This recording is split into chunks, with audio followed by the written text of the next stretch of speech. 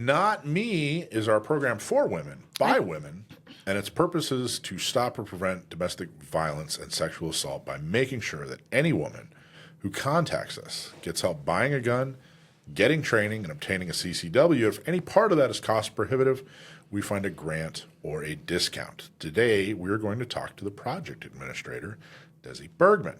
But first, this segment is sponsored by Cargo, cases and rugged gear outfitters in El Cajon. CargoStores.com. Visit them online, CargoStores.com, or go see them live, 423 Broadway in El Cajon. If you need to protect your gear while you're on the go, look no further. Cargo has the perfect case for you. So if you need to protect it and you want it customized, Cargo is the place to go. Use code GOR for 10% off their website or mention Gun Owners Radio or SDCGO at the store. You'll get 10% off there. I think it's everything in the store, which is awesome. Everything, yeah. Great products, great prices, and uncommonly good service, cases, and rugged gear outfitters. Desi, how are you? I'm good, Mike. How are you? Fantastic. Thank you so much for visiting us here in the new bunker. I know. I like the new bunker. I was very impressed whenever I walked in for the first time. I know, right? It looks very official. It is very official. I like the studio. Yeah. So you're the project manager for NotMe. NotMeSD, correct. And how I don't even remember. 5 years this year. That's amazing. Can you believe it? You've been with me for that long? I've been with you for that long. That's exactly right. For 5 years. 5 years. Yes. And you've been doing a fantastic job. I don't think people really truly realize, I'd like to brag about you a little bit. I don't think people really truly realize, first off, there is an enormous amount of work that goes into NotMe and that whole project. Recruiting ambassadors to help the women, helping the women when they find us and say, hey, I need help, and then making sure the message gets out so that we find more women. Enormous amount of work. And then even on top of that, you still make sure that the shooting socials go off without a hitch. You do a bunch of admin that helps keep the train on the tracks when it comes to San Diego County gun owners. I don't think people realize just how hard you work and how dedicated you are to the cause. And thank you so much for all your hard work and dedication. Thanks for having me. It's great to work so hard for a cause I believe in so much. And a super cool boss is the other thing. I mean, he's okay. I don't know about a super cool boss, but yeah, he's okay. Is it fulfilling? Is it a fulfilling job? Of course. What's the best part? The best part is when I can help women through the program and I just feel the gratitude from being helped. And I love, the shooting socials are probably one of my favorite parts of the job, right? Because I love seeing new shooters come in where they're so scared and Desi, I don't want to touch a gun. And you can just see the fear in their eyes. And at the end of it, they're dancing, they're having fun because, they're learning how to shoot and they've had a great time. And I just love seeing that fear kind of be mitigated over time and for them to experience that. And it's so, and we do at least 2 shooting socials a month, if not 3. Sometimes 3, but at least 2. Correct. And there's it's 10 in one and about 20 in the other, somewhere around there. So it's 12 normally the second Saturday, and then when we work with Guns N' Moses, that's about 18. Okay, so that's a lot of people every month. So it's 30 people per month. Yeah, and we've been doing this for like 8 or 9 years. Yeah, long time. Yeah, I know at one point I sat down and tried to figure out exactly how many people went through these shooting socials. And it was, my estimate back then was over 10,000. Yeah, it's just a lot. in San Diego, which is a lot of people. I remember, man, we were doing a ton of them and we just decided, you know what, that's when at some point we decided that it's just every second Saturday because we were starting from scratch. Every time somebody said, hey, I want to do this, we'd, pick a new time and a new place and a new day. Such a need for it, though. Like, people love to learn how to shoot. I mean, and taking classes, like, here at Discount Gun Mart can be expensive compared to you pay, $60 for our shooting socials. You get the one-on-one mentorship. And what I love, too, about our shooting socials, Mike, is we have a lot of repeat mentors because they just love, teaching people. And so you have guys that will sign up, for the year out because they want to come and they just literally schedule their schedules because they want to be here every Saturday that they can. And I love our mentors and I love the passion that they feel as well. Yeah, and you're right. It is expensive to take a class, but I don't. This isn't a substitute. No. We always tell them that. We want them to go on and take classes from here. This is an introduction to firearms. Right. So this helps people become comfortable. If they're about to invest, 100, 200, whatever. How many? I don't know. What's a class these days? $200-$300 depending on what kind of class it is, right? Yeah, well, it really depends on how much time you're looking at. But yeah, essentially, including ammo and everything. Yeah, a couple $100. Few $100. Yep, I'm not cheap. Before they make that big investment, correct, they get to come to us, spend an hour and a half, 2 hours. 2 hours. Yep. And they have a safe first-time shooting experience. Correct. And that'll help them decide, do I want to take that next step Or do I not? or do I not? Right. And I think it's a great introduction for someone that just wanting to kind of dabble their feet a little bit, right? Like, let's just tap our feet in the water and then see what we want to do from here. Yeah, big toe at the deep end. Yep. They're just like, I don't know. Is it cold? Is it not? Do I want to do this? Do I want to jump in? Right. But what I love seeing is people, once they kind of, go to these shooting socials, like people might come back, right? Because they love their experience so much. But then they do go on and take more classes and they learn. And then they come back, they buy a gun, and they come back and mentor themselves. And I love the kind of full circle of life here. And and those are the shooting socials, which is separate from Not Me. A lot of people get them kind of confused or conflate them. Well, one of the reasons why is that's my word of the day. Conflate. Yeah, Did you make that up? Conflate them. No, it was on my little toilet paper word of the day. It's actually a word? So conflate, absolutely. Wow. Yeah. But Anyway. we do a shooting social specifically for NotMeSD every other month. So we have the one that's general where anybody can attend, which is men and women, but it's typically 75% women anyways. And then we also have the one that is specifically for the women of NotMeSD. And we did that because we saw a need for women wanting it to be like a safe environment. They wanted it just to be women. And so that's why we kind of started to alternate between the two of them. There you go, which is awesome. So Not Me, the program, how do you describe, when people ask, well, gee, what's the difference between like some of the other women's groups or women's programs? Like what makes Not Me different? So I kind of say that every type of women's shootings group has a different stage in a woman's kind of shooting progress, right? So you look at NotMeSD as kind of a starting point. This is the, hey, I want to get my feet wet. I don't know where to go. Yeah. They're not like you or I where we have a phone book full of people that I can call and say, hey, Mike, what kind of gun should I get today? Or where should I do my training at, right? So these women don't have a resource like what we do to kind of reach out to and learn more about firearms. So we're the starting point to kind of introduce them and to kind of start guiding them through that firearms journey, right? Women on Target is kind of like one of our shooting socials, right? But they get the combination of rifle, pistol, and shotgun. So very similar to what we do, except we expand and we kind of hold their hand more or less through the journey. And then a girl and a gun is a great kind of step after they've gone through NotMeSD. And so it's kind of like when I say they've graduated Yeah. and they want to learn more, that's where they go to. Yeah, it's a little bit more of a hands-on program. Right. There's an intention to get to an end point. Correct. It's not just an intro or whatever, which, by the way, all these groups do a great job. They do a great job, correct. A girl and a gun is a fantastic job. It's just Amazing. a little bit different flavor. Just a little bit. And they're not competitive. They're more complementary. They kind of work together. Yeah, again, they have their own flavor, right? So they do different types of specialty classes. They do, which we do too as well, but they're more or less for the women that have already purchased a gun, right? And they've kind of already progressed through the firearms journey and now they're wanting to continue their education. We want to get them to the first step, which is, get them interested, get them shooting, and we want to kind of help them buy a gun for the first time. We want to help them get their CCW right. And from there, it's kind of like spread your wings now and let's find you a different shooting group and get you to continue your education. Yeah, get them a gun, get them training, get them a permit, and then there's a ton of different directions they could go. And hopefully one of the directions that they could go is to never do any more training ever again. We don't want that. No, we don't want to encourage them to do. We want them to continue their education. Which is where like a girl and a gun would come in, or some of the other classes or whatever. And you do a bunch of other stuff. This was never part of the plan either, and you added it.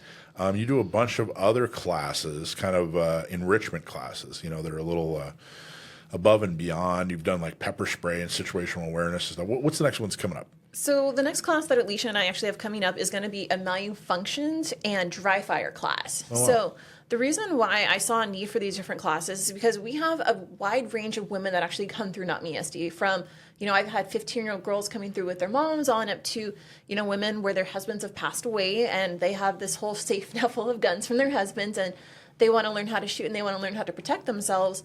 But there are certain times where I felt that it's not maybe appropriate for them to have a firearm based off of maybe like strength or maybe mindset. And so having more tools, what we always say in their tool belt to defend themselves, just kind of evolved into, all right, well, let's try our first class and let's see how it goes. And then these classes that we've done, over the past couple of years have been widely successful. And so that's why we continue to offer them, because we know that firearms, of course, is our specialty and that's what we want to concentrate on. But, offering like a pepper spray and situational awareness class, pepper spray is less than lethal defense. And so if you can use that instead of a firearm, right? And so we've also done Stop the Bleed. And, many different types of courses, and women seem to like it because now we're continuing their education, kind of building on that foundation of firearms. Nice. And you're teaching that class, Alicia? Yeah, I'll be running it. I didn't know that. Yeah. Hey, I'm Talk your to us about. assistant. Tell us everything about what's the class. Oh, you're the assistant. Yeah. My trusty assistant. What are they going to learn? What kind of class is it? So we're going to combine essentially two different training tools. One is going to be, we're going to talk about dry fire. We're going to talk about what it is, why we should do it, how to do it, and we're going to give them some time on safely made firearms in a classroom so they can kind of practice and see how it works and see the value in it. And then we're also going to spend some time talking about malfunctions. We're going to cover both type 1, 2, 3. We'll talk about squibs and hang fires. We'll learn how to identify it. Then we'll learn how to solve it, how to fix it. And then we will also have a portion of a discussion too as to how to prevent it from happening in the first place. So just kind of how to prevent all the issues. And should you ever have one of those issues, how to safely clear it. Sounds awesome. Yeah, That's it. Great class. First time That we're is doing cool. it, and I think it'll be Yeah. a really fun one. Is there any room left? We got room. Is it sold out? It's not sold out. We've still got a few spots left. So if you want to check it out, just go to our website and you can see all of the opportunities on there. And you, by the way, if you're interested, Yeah. you don't have to have your own firearm. No, So we have some Cool. too that don't we'll let that provide. stop you. Yeah.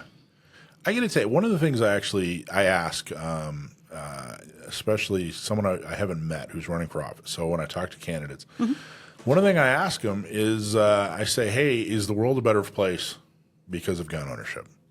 And man, that cuts right to you know what I mean? There's You're cutting no right to the chase Yeah, there. there's no mealy mouth in that. No. So it really truly gets to the heart of their fundamental beliefs. The reality is it is a better place.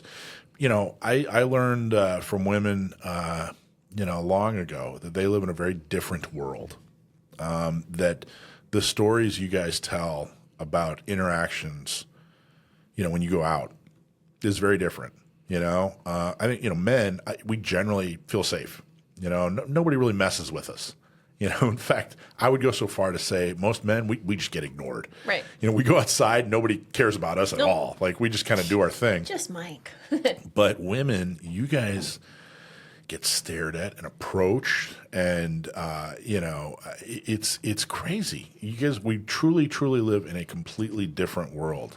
Women are seen as easier targets. And because of that, we have to learn how to protect ourselves even more than, say, what men would. I mean, look at me. Like, I might not seem like I'm, might be innocent. You might maybe try to attack me. But when it comes down to it, I'm a CCW holder. I do boxing. I've done Krav Maga, right? And so everything that I teach our women, I also do myself because I practice what I preach. And I love that. But what you're doing and what this program does is making a better, safer community. We are empowering women to take their safety into their own hands and to not have to count on, say, a man to protect them. Yeah. And these women that come through the program, originally we started off, Mike, like you said, where we were helping women who've been victims of domestic violence and sexual assault, right? Yeah. Like, that has been our mission since day one.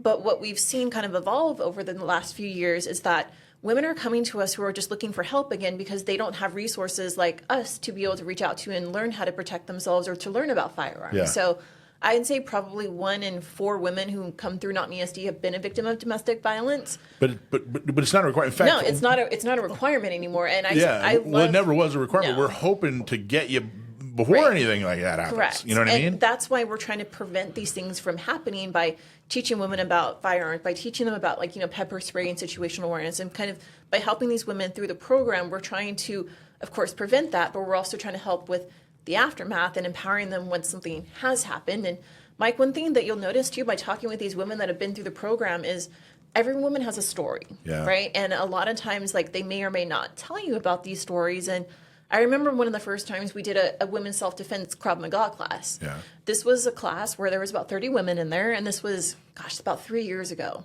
And a lot of these women were ambassadors. They were women that I had become friends with through the program. And as we were doing these different situations, I could see some of them kind of stepping aside.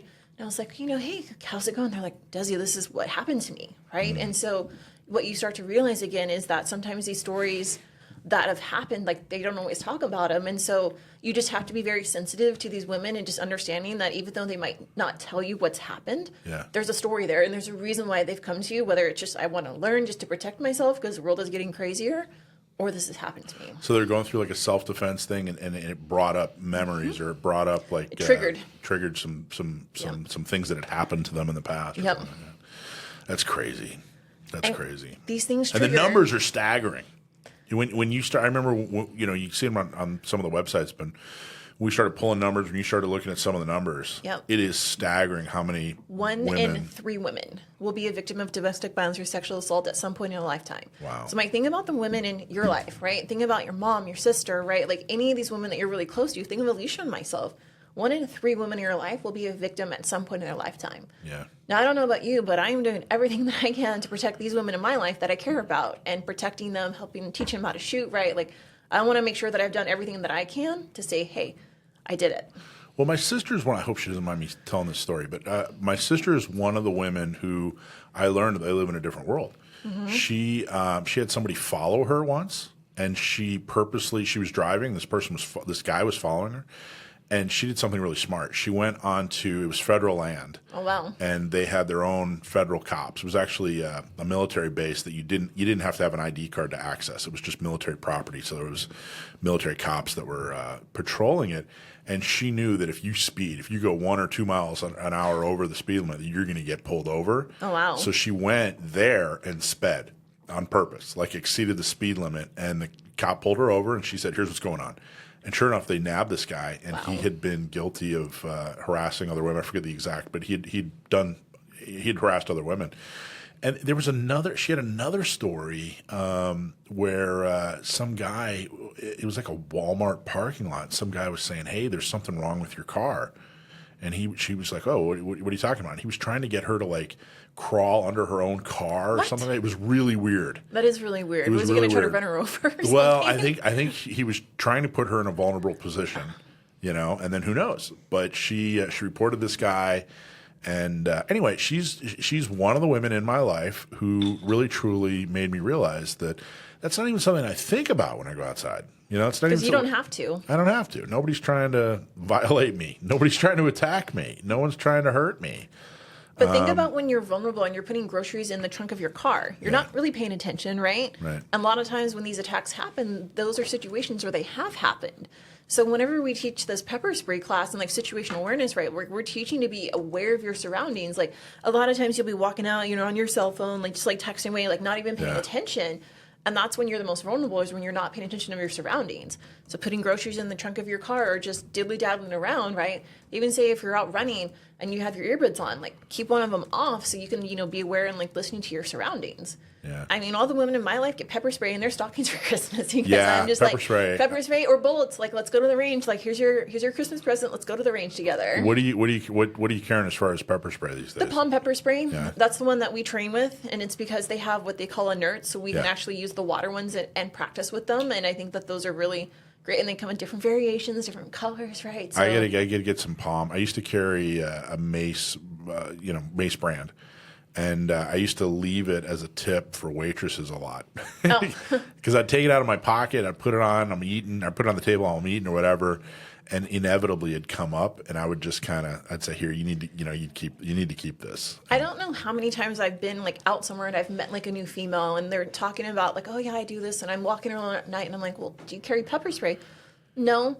And I just take mine out of my purse and I just hand it to them. There I'm you just go. like, "Here you go." And they're like, "What?" I was like, "Keep this because I want you to protect yourself." And Now, what's like a success story? Is there a favorite? What do you got? I actually love this one that just All right. came in last week, and it comes top of mind because this lady is so sweet. So I'm not going to use her real name. We're just going to call her Becky. All right. Becky. So Becky started coming to our shooting socials about 1.5 years ago, and Becky is the sweetest, most kindest person that you will ever meet, and she just has like the softest voice, and she's just like, "Desi, I want to learn how to shoot. I'm here." And I'm like, "Great, we're going to do this together." Yeah. And so she started coming to our shooting socials and, started getting the itch. And so we helped her buy her first gun and, helped her get into her training, which was great.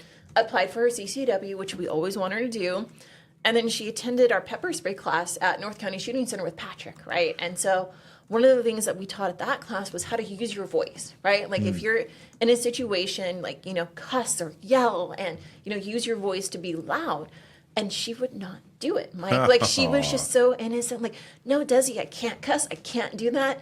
And so what we did was we took her out onto the range, just the 3 of us, And we told her to do it. And so she was just out there like yelling and cussing. And she was like, oh my gosh, I can't do this. And so it was just so funny because you could just see her personality was just so innocent.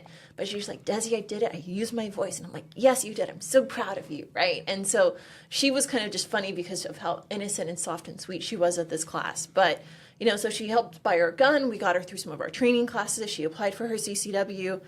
And then last week I get an email from her. She's like, Desi, I just got my CCW in the mail. Nice.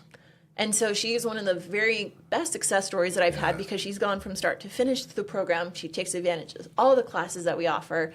And I love the fact that she has her CCW now. It's awesome. And it's high touch. And it's something I wanted it to be high touch when we were developing this program.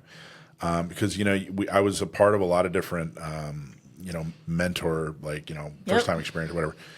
And then they'd go away and you never see them again. Right. And I thought, you know what?